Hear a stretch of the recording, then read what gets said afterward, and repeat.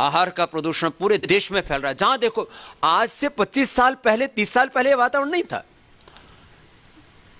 KFC का एक भी स्टोर नहीं था भारत में, अब हजारों केएफसी की दुकानें खुल गई। चारों तरफ सड़कों पर जाओ, हाईवेज के ऊपर तो केएफसी आपको हर 10-15 किलोमीटर पर मिल जाएगी, 25 किलोमीटर पर। केएफसी अलग प्रकार का मीट होता है उनका, बड़ा खूंखार तरीके का, वहीं काटते हैं वहीं पकाते हैं, और वो कहते हैं हमारा स्पेशलाइजेशन है मांस खिलाने में। पूरे देश को मांसाहारी बनाया जा रहा है। पूरे देश में हजारों हजारों केएफसी के स्टोर खुल गए, पूरे देश में मैकडॉनल्ड्स, फिर अब वो सबवे पहले नहीं था, अब ये सबवे भी कुछ दिनों से उतर आया। पूरे देश के आहार को, पूरे देश के विचार को दूषित करने के लिए चारों तरफ से एक अलग अलग प्रकार के ये आक्रमण हो रहे। खेती के ऊपर तो कुछ बचा ही नहीं, अभी बहुत बुरी हालत है। फिर आप देखेंगे, फिर यही लोग जो है, मैंने कहा ना 25-50 साल बाद, 100 साल बाद फिर ये सारी चीजें बदल जाती हैं, फिर दूसरी चीजें शुरू होंगी।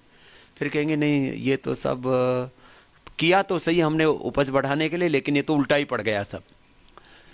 पिछले 200 सालों में बहुत बड़े बड़े हमने अपराध किए हैं, प्रकृति के ऊपर क्रूरताएं की हैं, प्रहार किए हैं। तो मैं कह रहा था बड़े बड़े प्रश्न हैं ये, कुछ सामाजिक प्रश्न हैं, कुछ आर्थिक प्रश्न हैं, कुछ राजनीतिक प्रश्न हैं, कुछ धार्मिक प्रश्न हैं। धार्मिक रूप से, सांप्रदायिक रूप से तो इतने विद्वेष फैले पड़े हैं पूरे संसार में, केवल भारत में ही नहीं।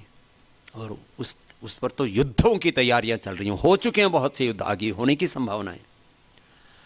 और भारत में भी इस समय, चाहे आप सामाजिक तौर पर देखें, चाहे आर्थिक तौर पर देखें, चाहे धार्मिक आध्यात्मिक तौर पर देखें, और राजनीतिक तौर पर तो इस तरह से घमासान मचा हुआ है इस देश में।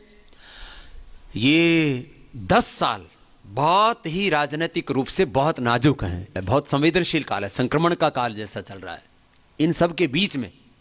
और फिर भी हमारे मन में कोई निराशा नहीं है, हम आशावादी हैं।